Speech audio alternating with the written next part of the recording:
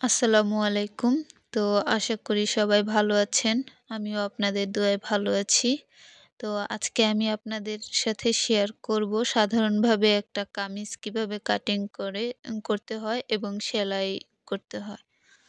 তো আমি এখানে ২.৫ গজের চেয়ে একটু কাপড় বেশি নিয়েছি। ১ গিরা বা ২ গিরা এরকম হবে।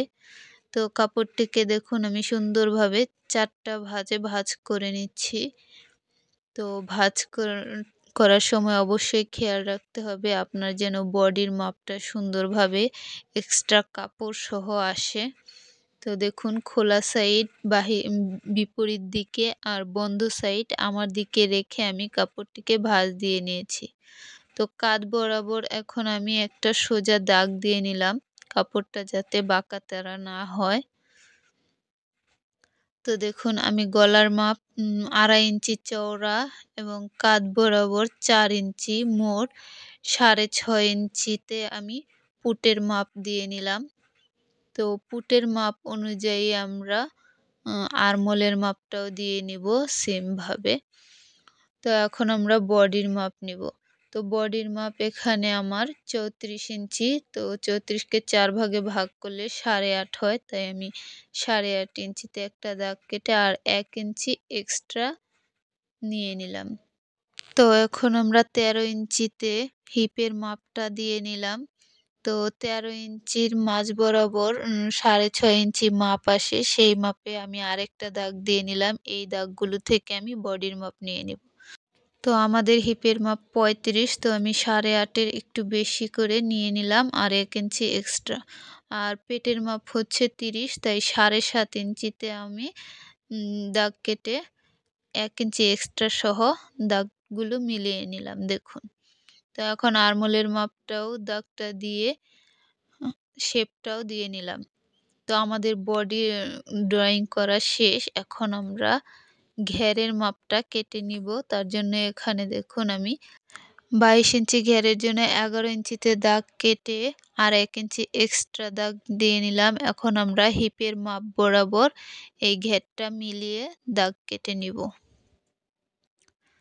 তো আমাদের জামাটি ড্রয়িং করা শেষ। এখন আমরা কাটিং করে নিব। তো আমি কিন্তু এখানে আগেই বলেছি ৪৪ ইঞ্চি লং একটি জামা। তো ৪৬ ইঞ্চিতে আমরা দাগ কেটে নিলাম, অর্থাৎ ২ ইঞ্চি এক্সট্রা সহ কেটে নিলাম। তো এখন আমরা কেচির সাহায্যে সুন্দর করে কাপড়টিকে সমানভাবে কেটে নিব।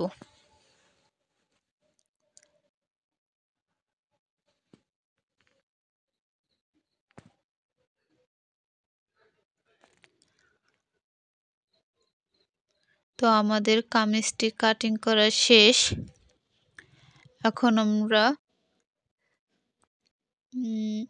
গলার কাপড়টা কেটে নিব। তো সামনের গলা আমি বক্রম দিয়ে ডিজাইন করব। এই গলাটা আপনারা আলাদা একটি ভিডিওতে দেখবেন। সেটা আমি আগেই ভিডিওতে দিয়ে রেখেছি। তো ওখান থেকে কষ্ট করে একটু দেখে নিবেন। কিন্তু এখানে আমি পেছনের ছোট গোল গলাটা কাটিং করে দেখাচ্ছি।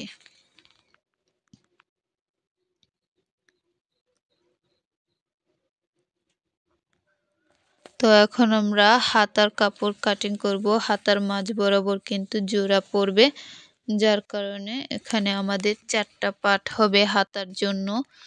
তো হাতার মাপ রয়েছে ১৫ ইঞ্চি।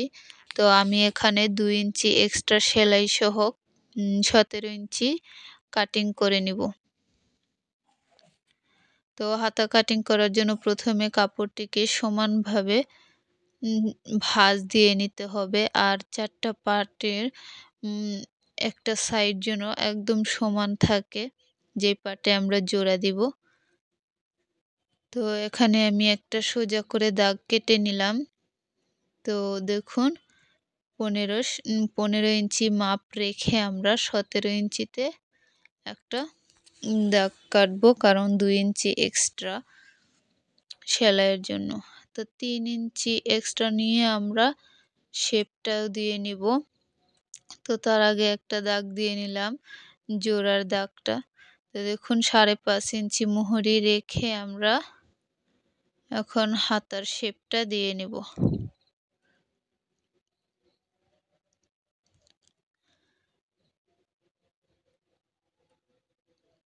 তো আপনারা যে যার মেজারমেন্ট অনুযায়ী হাতাটি কাটিং করে নেবেন।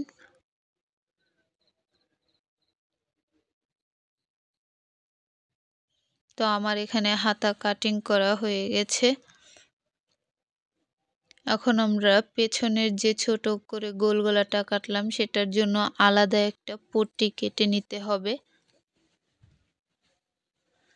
তো দেখুন আমি কাটার সুবিধার্থে ওই গলার যে কাপড়টি কাটা অংশ রয়েছে সেটি থেকে আমরা সুন্দর করে এটা বসিয়ে কেটে নিলাম। এতে করে আমাদের একটু কম সময় লাগলো। তো বাকি যে কাপড়টুকু রয়েছে এখান থেকে আমরা বক্রমের জন্য মানে সামনের গলায় যে বক্রম দিয়ে ডিজাইনটা করব সেটার জন্য কাপড় কাটিং করে রেখে দিলাম। তো আমাদের কাপড় কাটিং করা শেষ। তো এখন আমরা সেলাইয়ে চলে আসলাম।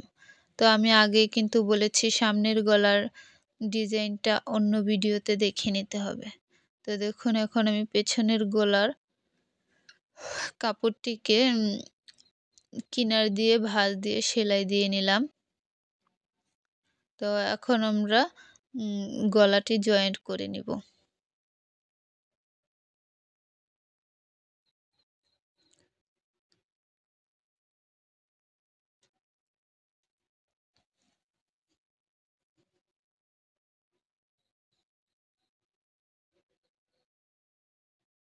তো এভাবে কিনার দিয়ে একটি সেলাই নিতে হবে।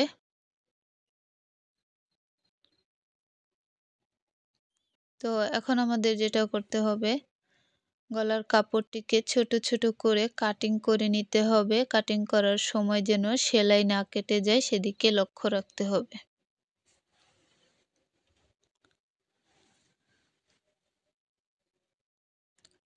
এই কাটিংটা না করলে কিন্তু গলার ফিনিশিংটা সুন্দর আসবে না। তো দেখুন কাপড়টিকে উল্টিয়ে আমি ওপর দিয়ে একটা চাপ সেলাই দিয়ে নিচ্ছি, এতে করে গলার ফিনিশিংটা সুন্দর হবে। তো আমাদের চাপ সেলাইটি দেওয়া শেষ। এখন আমরা এটার ঠিক সাইডে একটা সেলাই দিয়ে নেব।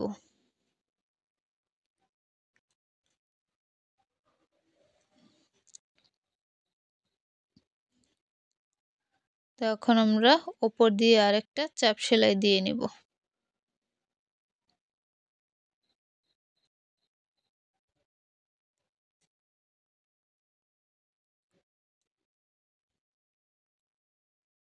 তো আমাদের গলা সেলাই করা শেষ।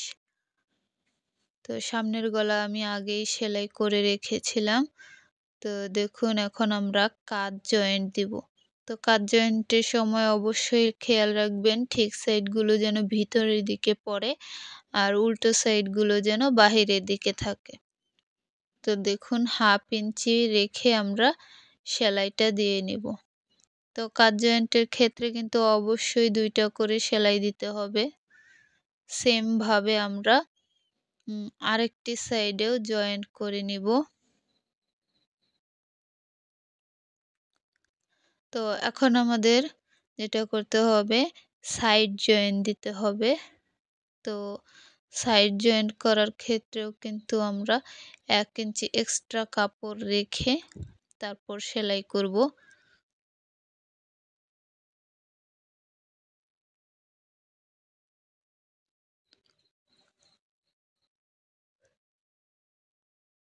তো সেলাইটি হিপ পর্যন্ত নিয়ে অবশ্যই ডাবল সেলাই দিতে হবে।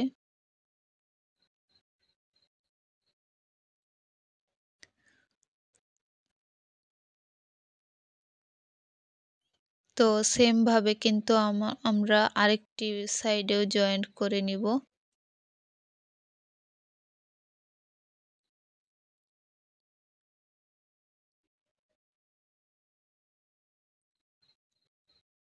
তো আমাদের একটা সাইড সেলাই করা শেষ, সেম ভাবে আমরা অপরটিও সেলাই করে নিব। এখন আমরা সাইড ফাড়া সেলাই করব। তো দেখুন সেলাইয়ের সুবিধার্থে আমি এখানে কাপড়টিকে একটা ভাঁজ দিয়ে নিলাম।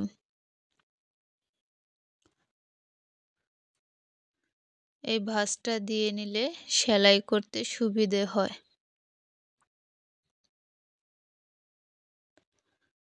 তো এখন আমরা কাপড়টাকে এভাবে মুড়িয়ে একটা সেলাই দিয়ে নিব প্রথমে। তো সেলাই করে কিছুটা নিয়ে একটা রাউন্ড পড়বে, সেখানে গিয়ে আমরা সুইটাকে থামিয়ে কাপড়টাকে সুন্দরভাবে ভাঁজ দিয়ে নিব। যাতে করে কাপড় ভাঁজ পড়ে না যায় সেলাইয়ের মধ্যে। তো আবার ঘুরিয়ে আমরা সুন্দরভাবে সেলাইটা কমপ্লিট করে নিব।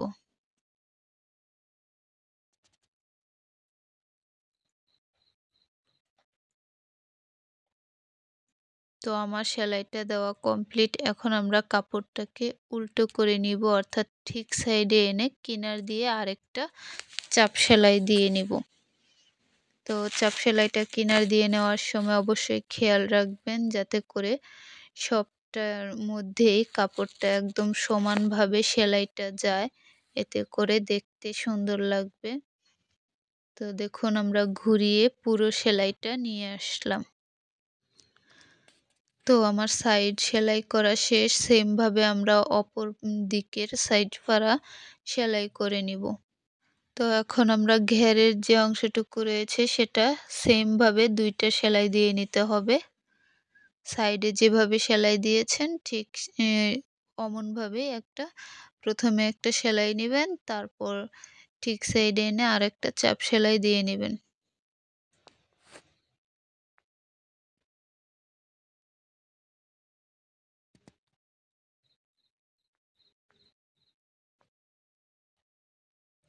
তো এভাবে আমি সেলাইটা করে নিলাম। তো দেখুন আমার একটা সেলাই হয়েছে। এখন আমি আবার সাইড পাড়ার মতো উল্টো করে ঠিক সাইডে এনে আরেকটা চাপ সেলাই দিয়ে নিচ্ছি।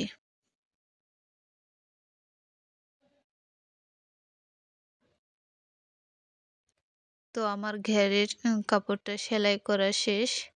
তো দেখুন সেলাইটা এরকম হয়েছে। তো এখন আমরা হাতা সেলাই করব। তো দেখুন আমি কিন্তু এখানে ৪ টা পার্ট করেছি হাতার, কারণ আমাদের হাতার মাঝ বরাবর জোড়া পড়েছে।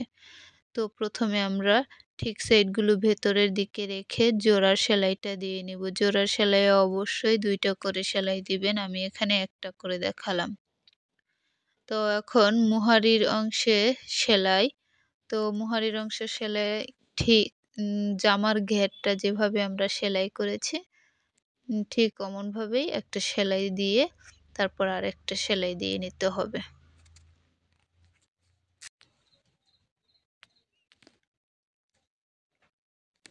তো আমাদের একটা সেলাই দেওয়া শেষ। আমি উল্টো করে নিয়ে ঠিক সাইডে আরেকটা চাপ সেলাই দিয়ে নিলাম। সেম ভাবে আমরা ওই হাতাটিও এভাবে সেলাই করে নিব। তো এখন আমরা ঠিক সাইডটা ভেতরের দিকে ভাঁজ করে মুহুরির মাপটা নিয়ে হাতাটা সেলাই করে নিব। তো এখানে মুহুরির মাপ আমি ৫.৫ ইঞ্চি অর্থাৎ ১১ ইঞ্চি ধরে নিলাম। তো ১ ইঞ্চি কাপড় এক্সট্রা রেখে আমি এখন হাতাটি সেলাই করে নিব। তো দেখুন আমি এখানে সেলাইয়ের সুবিধার্থে জামার আরমোলের অংশ একটু পরিমাপ করে নিলাম। তো হাতার জয়েন্টের ক্ষেত্রেও কিন্তু অবশ্যই ২ টা করে সেলাই দিতে হবে। তো সেম ভাবে আমরা আরেকটি হাতাও করে নিব। তো এখন হাতাটি আমি ঠিক সাইডে এনে নিব। প্রথমে হাতা জয়েন্ট করার সময় অবশ্যই হাতাটি ঠিক সাইডে এনে নিতে হবে। জামাটা উল্টো থাকবে কিন্তু হাতাটা অবশ্যই ঠিক সাইডে থাকবে। তো এখন আমি জামার মূল অংশ নিব। তো জামার মূল অংশ নিয়ে হাতার যে ওপরের জোড়ার অংশ রয়েছে সেটার সোজা আর কাঁধের যে জোড়াটা রয়েছে সেটা একসাথে করে ঠিক সাইডগুলো ভেতরের দিকে রেখে আমরা হাতাটা জয়েন্ট করে নিব।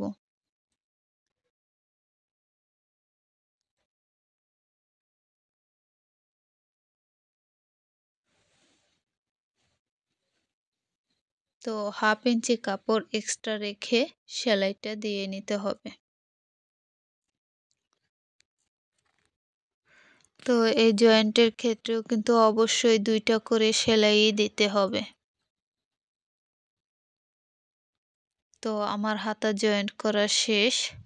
সেমভাবে আমরা অপর হাতাটিও জয়েন্ট করে নিব। তো আমার জামাটি তৈরি হয়ে গেছে। ভিডিওটি ভালো লাগলে অবশ্যই লাইক, কমেন্ট, শেয়ার করে পাশে থাকবেন। ভিডিওটি দেখার জন্য সবাইকে অনেক অনেক ধন্যবাদ। ভালো থাকবেন। অন্য কোনো ভিডিওতে দেখা হবে।